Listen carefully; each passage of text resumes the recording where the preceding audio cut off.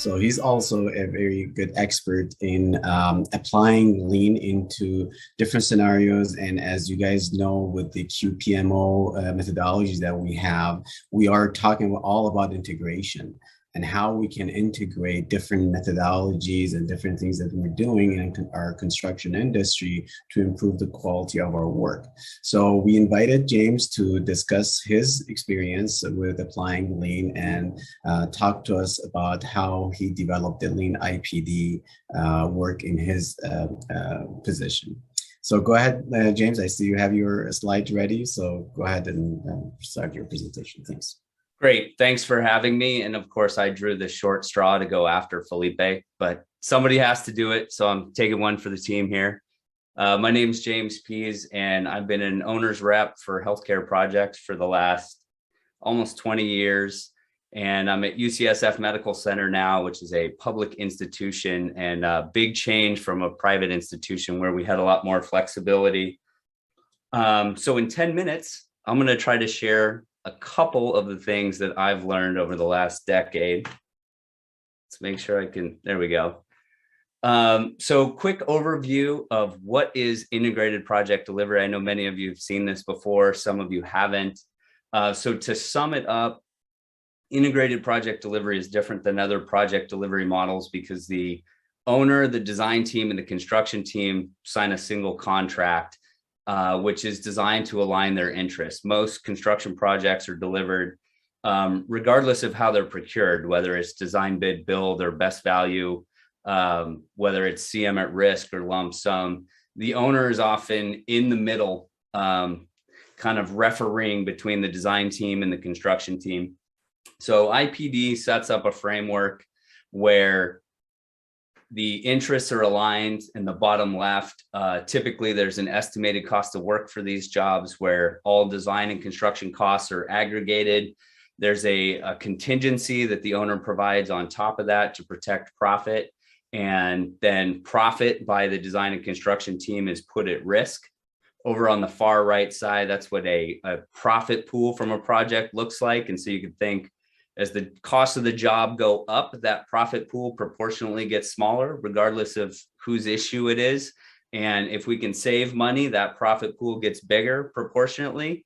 And so what you'll see is it's not a fault system. It doesn't matter which contract goes over. Everybody basically shares in the pain of that. And if any one person can find a way to save a lot of money, then everybody benefits.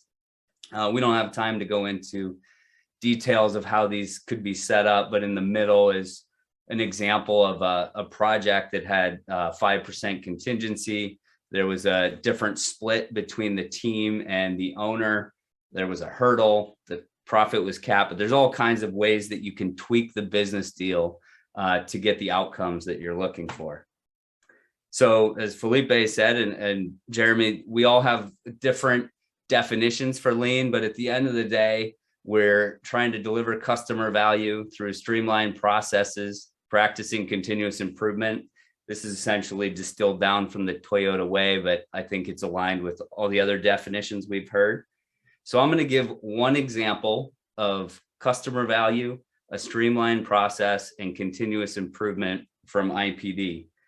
And the reason I talk about a lean operating system is I just assume when I started with IPD that if you align the business interests, you just get better outcomes. Like everybody knows what to do and things are more efficient. And I can tell you with lots of hard-earned experience, that is not true. Just because you have an aligned business deal doesn't mean that things are run efficiently, they're run well. And so I think that's everything else that you've heard today is important regardless of contract structure, but it's still absolutely relevant within IPD. So defining customer value, and now that I'm in a public institution, this is one of the things I'm bringing with me because I don't think it's limited to IPD, but this is one thing that IPD does very well, is spending intentional time with designers and builders and the owner at the beginning of a project to truly align on what a project is. So I call that the program and quality, which is we would call the scope between those two, the schedule and the budget. A lot of times we start on design, and then we estimate it later. We don't talk about schedule until we get a contractor on board. We don't get trade partners involved until design is almost done, or, we're in permitting, and then we feel like it's time to bring the trades on. So IPD focuses this really at the beginning of schematic design, gets everybody on board. And I think any project delivery method could benefit. And so most of what I'm doing now at UCSF is finding ways with best value to bring on design assist or design build trade partners at schematic design. And it's actually very possible. It's one of the things I've learned is every time someone tells me they can't do something, I ask for like the actual section from the public contracting code or from our facilities manual. And I'd say 90% of things that we can't do are urban legends. Like if you actually read what you can do and you can't do, I'm finding that there's plenty of leeway to collaboratively put teams together. And most of it is just an excuse because it's different and it's harder and we have to think outside the box. So streamlining processes. This is on a lot of projects, but co-location, actually getting designers, builders, and owners together on projects makes everything go better. So when you overhear what somebody's talking about, when you have to work through a complicated schedule issue, when there's a complicated design issue, bringing people together, it speeds up what I saw a presentation from NASA on this concept of latency.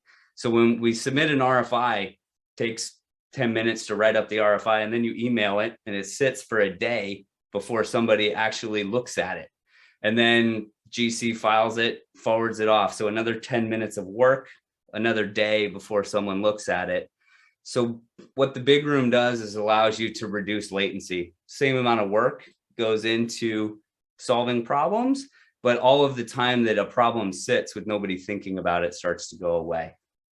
It's also great for building culture. You can see all these people are happy, mostly because we're providing free lunch, but whatever it takes, small price to pay to build some culture. So the continuous improvement piece, you heard a lot about last planner system. Be interested from Felipe how Scrum builds this reflection in. I think we don't do this enough. Even when we have a good implementation of last planner where there's weekly work planning going on, we skip this reflection piece, and we don't have time to go through all of the components of the last planner. So I thought the most important would be to focus on whatever we plan to do, to just check after the work has been done, did we do what we said we were going to do? And it's not about getting a grade. I've had jobs that had relatively poor PPC, but we were working on the right things. And we had like really good feedback on when planning was breaking down.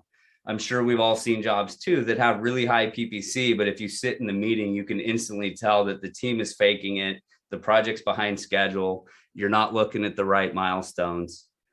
So this is an example from a project where incorrect time estimate was the biggest, the reason for not meeting our plan. And I actually think this was a really successful implementation because to me, what it meant is, OSHPOD, which is a great excuse on projects. I say as an owner, I get to say, it's just an excuse to blame OSHPOD. They've been around for like 30 years, so we got to stop blaming them. Incorrect time estimate means we're aggressive enough to say, I think I can get it done in 2 days. Sometimes it takes 3 days. We also, when teams are high functioning, if you say, I'm going to get it done in 3 days and you get it done in 2 days, that's a planning failure. It doesn't mean you didn't get the work done, but it's a failure of planning because you lose the opportunity to pull the next trade in a day. So the more aggressive we can be, and if you slip, you slip. So these are my thoughts. We just got to be more focused on learning. And that will bring me to a conclusion here. 3 things. How do we define customer value? What processes are we using and how are they efficient? And then how do we build feedback loops into what we're doing? If you want to learn more about integrated project delivery, which incorporates a whole bunch of lean construction and PMI related concepts, there's a book integrated project delivery and action guide for leaders. If you go to leanipd.com right now, we'll send you a free copy. Just pay for shipping and handling. And there's a whole bunch of other resources.